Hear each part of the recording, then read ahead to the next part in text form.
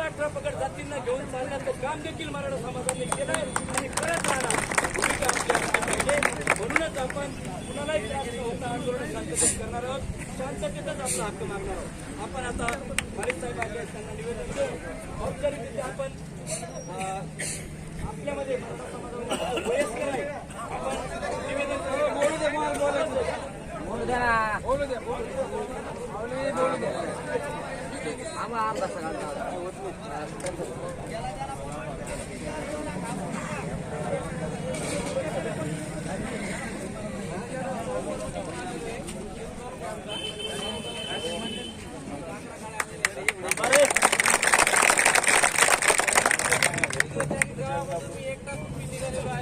जोपर्यंत माझं गाव पूर्ण ऑफिसमध्ये बसत नाही तोपर्यंत मला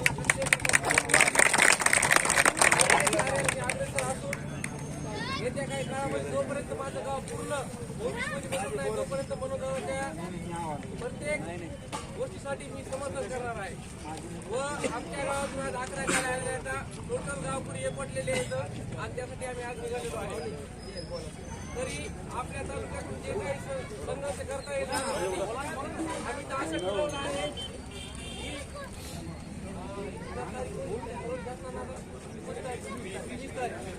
आम्ही असं ठरवलेलं आहे 20 तारखेच्या अगोदर एक दिवसीय अधिवेशन नाही बोलवलं तर आम्ही टोटल लोकसभेच्या मतदानासाठी बहिष्कार करणार आहोत.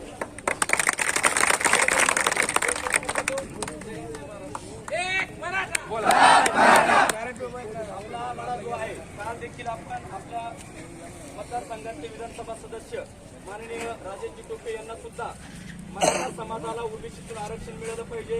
इतक्या नोंदी सापडल्यात मराठा समाज हा कुणबीच आहे, तरी देखील एकही आमदार खासदार आणि एकही पक्षाचा नेता मराठी कुणबीचा आहे हे मला तयार नाही. म्हणून येणारा जो काय मसुदा आहे, येणारा जो कायदा आहे सगळ्या सोयऱ्यांचा, त्या बाबतीत आपण आपली भूमिका मांडावी असं निवेदन आपण तालुक्याच्या वतीनं टोपे साहेबांना दिलेलं आहे. येणाऱ्या काळामध्ये आपला गरज पडली आणि राजकीय पक्षांनी भूमिका घेतल्या नाही तर निश्चितपणे मोठं जन आंदोलन आणि पुन्हा नेत्यांना गावबंदी करून आपण आपला रोष निश्चितपणे दाखवू. फक्त आपलं जे आंदोलन आहे ते शांततेने गेले पाहिजे. जिजाऊंचा आदर्श आणि छत्रपती शिवाजी महाराजांच्या प्रेरणा या दोन घेऊन आपण शांततेचं जे आपण कुठले आंदोलन असू ते केले पाहिजेत आणि मनोजदादांचं जे आंदोलन आहे तेच फक्त त्यांनी दिलेल्या दिशा घेऊनच पुढे गेलं पाहिजे. हीच भूमिका या ठिकाणी मांडू आणि आपण आता निवेदन देऊन या आजच्या रास्ता रोकोचा राष्ट्रगीताने समारोप सगळ्यांनी आता कुणी उठू नका, निवेदन शांततेने इथंच घेऊ. 2 जण येतील. आता आपल्या समाजाचे वयस्कर आहे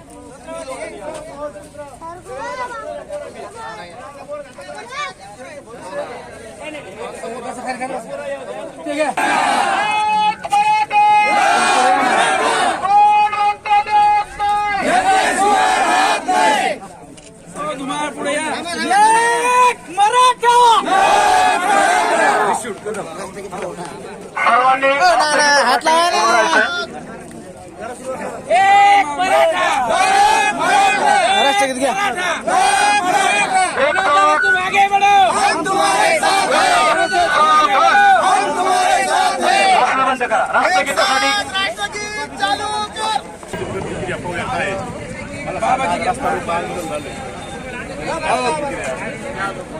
माननीय मनोजदादा यांनी 10 फेब्रुवारीपासून अंतरवाली सराटी येथे आमरण उपोषण सुरू केले आहे. त्याचं कारण असं आहे मुंबई परत येताना सरकारने मराठा सोयऱ्यांसाठी मराठा समाजासाठी सगळे सोयऱ्यांचा कायदा पारित करण्याचे नोटिफिकेशन दिले होते, परंतु त्याची अंमलबजावणी 15 दिवसात करण्यासाठी त्यांनी सांगितलं होतं, परंतु तसं झालेलं नाही. म्हणून 15 दिवसात हे अधिवेशन घेऊन आणि तात्काळ कायदा पारित करू असा शब्द मुख्यमंत्र्यांनी दिला होता. परंतु आतापर्यंत त्या मसुद्यावर काही कार्यवाही झालेली नाही. मनोजदादांनी 10 फेब्रुवारीपासून उपोषण सुरू केलं आहे. त्यांची तब्येत आता खालावली आहे. आज उपोषणाचा 6वा दिवस आहे आणि त्यांच्या मनोजदादांच्या प्रकृतीची चिंता या महाराष्ट्रातील सर्व मराठा समाजाला आहे. जवळपास 5 कोटी मराठा समाज आणि त्यांच्या प्रकृतीची चिंता करतोय, त्यांची काळजी मराठा समाजाला आहे.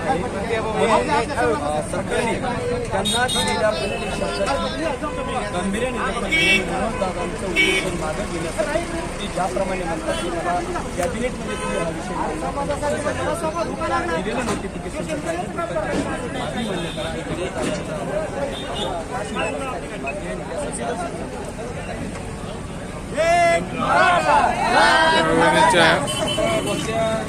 घनसंगी शहरामध्ये मराठा समाजाकडून रास्ता रोको करण्यात आलेला आहे.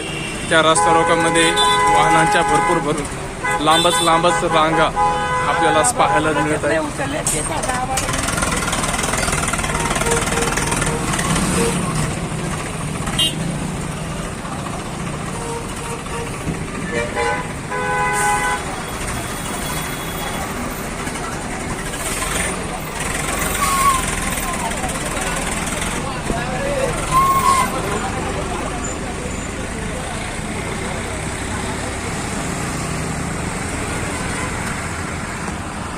आपण बघू शकता घनसंगी शहरामध्ये रास्ता रोको करण्यात आलेला आहे. त्या रास्ता रोकोमध्ये वाहनाची ट्रॅफिक भरपूर लांब झालेले आहे.